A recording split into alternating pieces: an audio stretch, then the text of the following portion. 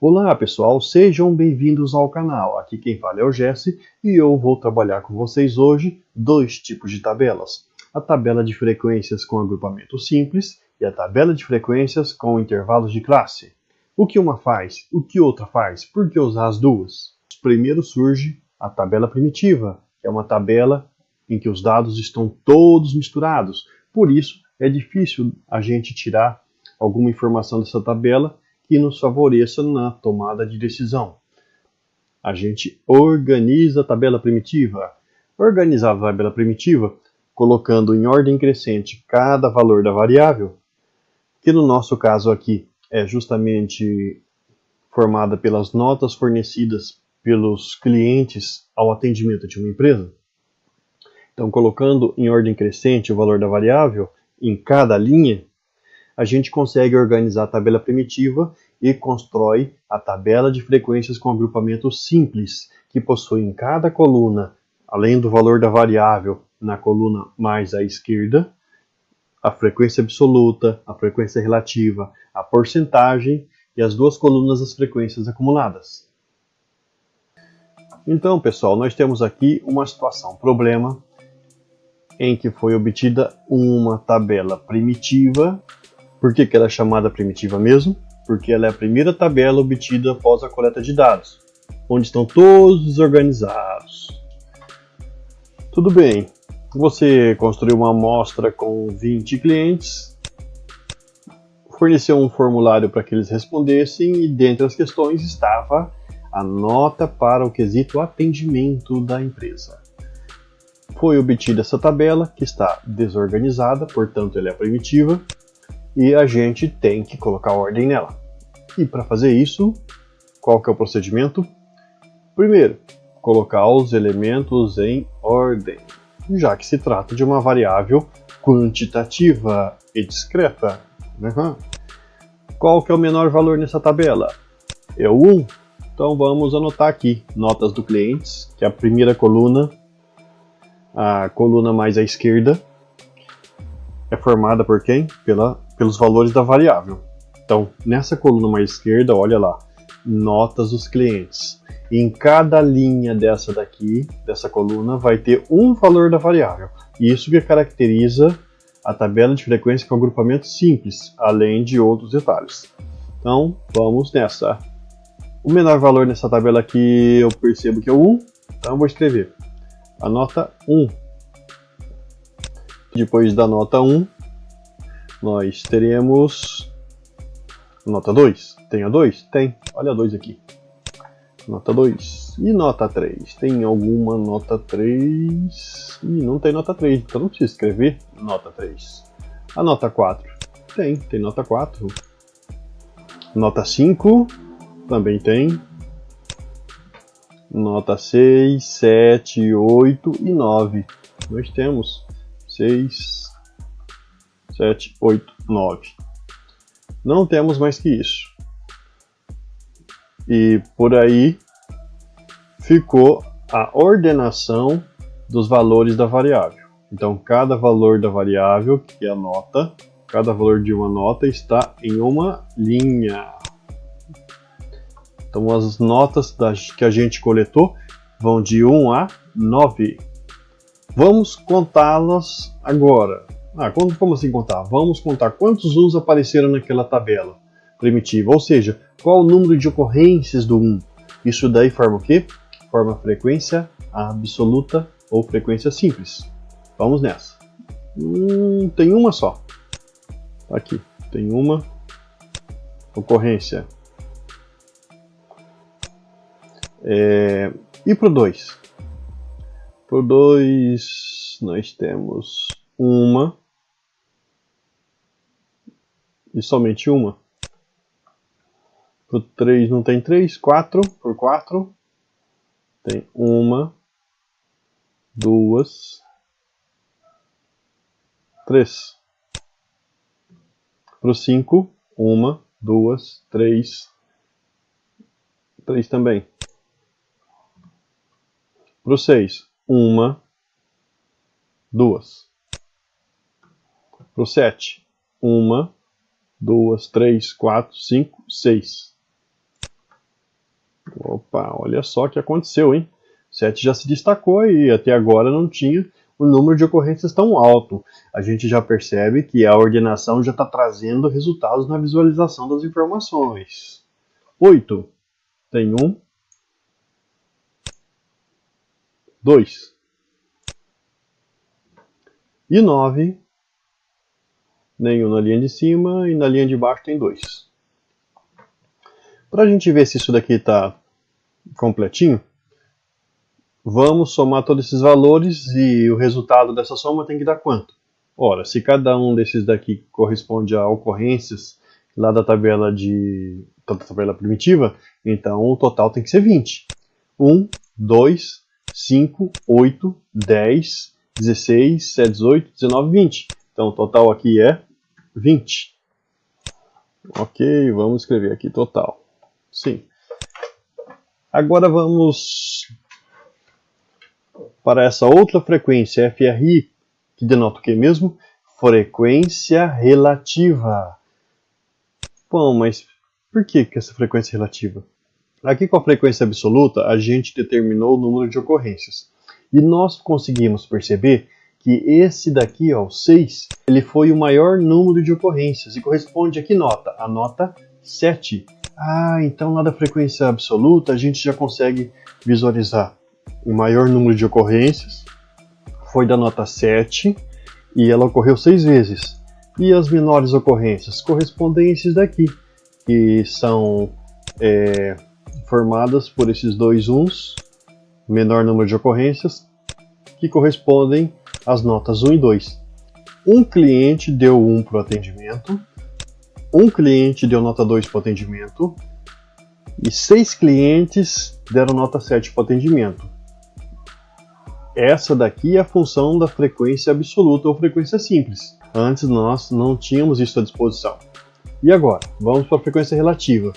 Mas, por quê? Porque a frequência absoluta mostra esses maiores e menores valores e quais são as notas associadas a eles, mas só que não dá uma visão global do que está acontecendo.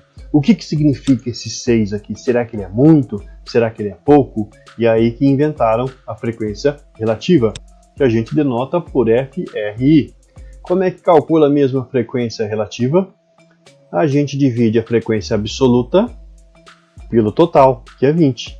Então aqui na primeira linha, por exemplo, a gente pega o 1 e divide pelo total de observações, que é 20. 1 dividido por 20, 5 centésimos. Para essa outra aqui é a mesma conta, o mesmo cálculo. Para essa daqui já é 3 sobre 20. 3 vinteavos. Quanto que dá 3 vinteavos? Ora, se 1 vinteavos resulta em 5 centésimos, 3 vinteavos vai resultar em 5, 10, 15 centésimos, que a gente denota assim, 0,15. De novo, a mesma coisa para o 5. Para o 6 já são 2 vinteavos. 2 vinteavos que resulta em, ora, 2 vinteavos é o dobro de 1 vinteavos. E 1 vinteavos ele equivale a 5 centésimos. Logo, 2 vinteavos são 10 centésimos. 6 ocorrências. O que significa 6 ocorrências em termos relativos? Então vamos calcular a frequência relativa lá da nota 7. 6 dividido por 20. 6 sobre 20. 6 vinteavos. E é 6 vezes maior do que 1 vinteavos. 6 vezes 5, 30. Então 30 centésimos, que nós escrevemos desse jeito aí. 0,30. De novo, para o 8, nós temos 2 dividido por 20, que resulta em 10 centésimos. Mesma coisa para o 9. E no total, quem tem que dar quanto? 5 centésimos com 5 centésimos, 10 centésimos. Eu tenho 15 centésimos aqui, mais 15 centésimos aqui, dá 30. 30 daqui com 10 aqui, 40 centésimos. 50 centésimos com mais 30, 80 centésimos, 90 centésimos, 100 centésimos. 100 centésimos dá quanto? Isso mesmo, 1 inteiro. Pronto. Até aqui tudo bem. Não tem mistério. E a gente já sabe que a frequência absoluta ela não conseguia trazer todas as informações para a gente, mas a frequência relativa ela ajuda a melhorar a situação. Por quê? Ela dá uma visão global do que está acontecendo.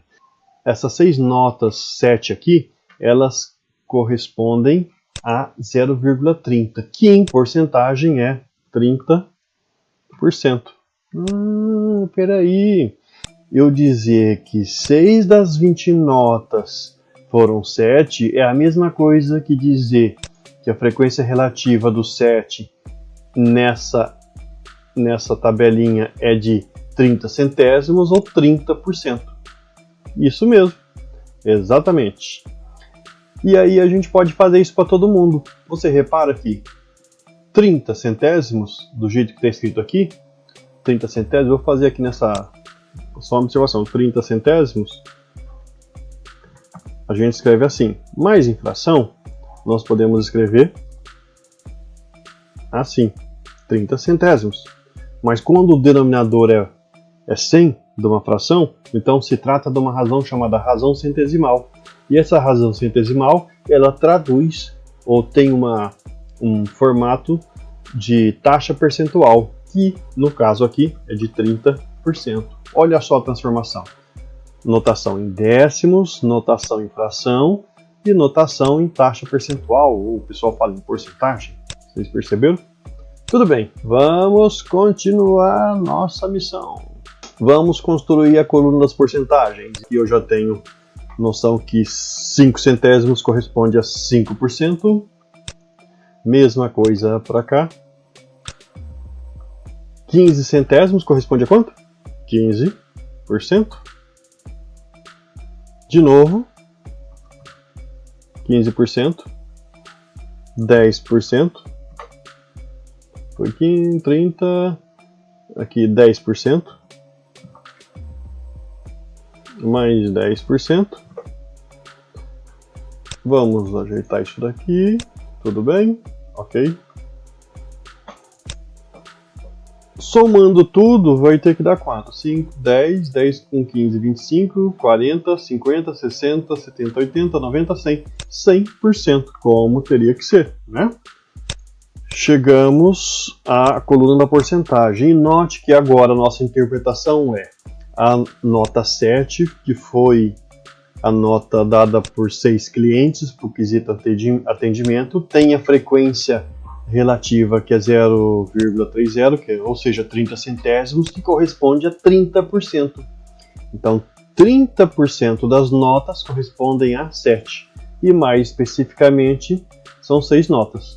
Você percebe que são informações complementares? A frequência relativa, ela veio completar a informação trazida pela frequência absoluta. A frequência absoluta tinha visão local do que estava acontecendo, objetiva, e a frequência relativa não, está comparando com o todo. É essa a ideia, pessoal. Com isso daqui a gente vai conseguindo desenvolver o raciocínio que permite a conhecer um contexto melhor. Note que na análise que eu fiz, uma opinião, ou seja, uma nota, por exemplo, igual ocorreu para a nota 1 e para a nota 2, um cliente deu a nota 1 e outro cliente deu a nota 2. Corresponde a 5 centésimos, que de maneira global equivale a 5% dos clientes. Então, por exemplo, se você vai procurar de modo geral o significado das notas, você fala assim, olha para um e fala, puxa, alguém deu nota ruim, mas aqui 6 deram nota boa. Mas isso corresponde, então 2, que correspondem a 10% dos clientes, deram as 2 primeiras notas, e por outro lado, 30% dos clientes deram nota 7. Você consegue ter uma ideia precisa do que está acontecendo e das suas ações para melhorar no quesito atendimento à empresa. Vamos para as frequências acumuladas. A F maiúsculo I é a frequência absoluta acumulada. E ela vai indicar o que mesmo? A velocidade com que aumentam os valores. A frequência absoluta acumulada indica a velocidade com que estão crescendo os valores da frequência absoluta. nesse caso aqui, vamos acumular a coluna das frequências absolutas. Então, primeiro tem 1. Só botei 1. Então, nessa segunda linha aqui, eu já tenho o 1 dela mais o anterior, 2. Nessa terceira, eu tenho 3, mais os 2 contados anteriormente, 5. Nessa daqui, 3, mais os 5 contados anteriormente, 8. Nessa daqui, 2, mais os 8, 10. Nessa linha, nós temos os 6 mais os 10, 16. Depois os 2 mais 16, 18. Os 2 mais 18, 20. E, por fim, chegamos no valor máximo de opiniões, como teria que ser. Então, se você não chegar aqui em 20, alguma coisa está errada nos seus cálculos, tenha certeza. Você repara que 10 está aqui mais ou menos, essa tabela tem 1, 2, 3, 4, 5, 6, 7, 8 linhas. E 1, 2, 3, 4, 5. 10 está na quinta linha aqui mais ou menos. Então, o desenvolvimento, o crescimento da frequência absoluta não foi nem tão rápido nem tão lento. Com esse tipo de frequência, se você tiver valores muito altos aqui no começo da tabela, os números mais próximos do 20 vão estar bem aqui na região intermediária para o fim. Se você tiver valores muito baixos na tabela toda e só lá no fim tiver valores altos, significa que os valores no começo da tabela vão ser os mais baixos. E isso ocorre para a frequência relativa, que, de modo simples, também corresponde ao acúmulo das porcentagens, né? Então aqui, por exemplo, na primeira linha eu vou acumular a frequência relativa. Tenho 5 centésimos. Vamos lá, 5 centésimos. Na segunda linha eu vou ter os 5 centésimos da primeira mais os 5 centésimos da segunda. E na terceira linha os 15 centésimos mais os 10 centésimos. Então, 25 centésimos. Nessa outra linha, na quarta linha, os 15 centésimos mais os 25 acumulados.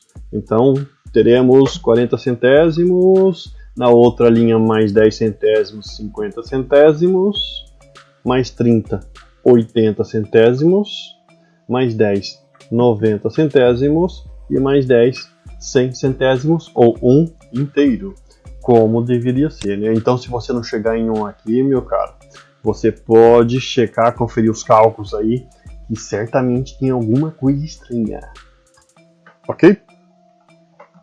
De novo, se a gente tiver valores altos aqui no começo da tabela, das frequências, da coluna das frequências relativas, nós vamos chegar muito rápido perto da região mediana e fim, lá do inteiro. Se a gente tiver valores maiores lá para o fim da tabela, significa que aqui no começo nós vamos aumentar lentamente os acúmulos, ok?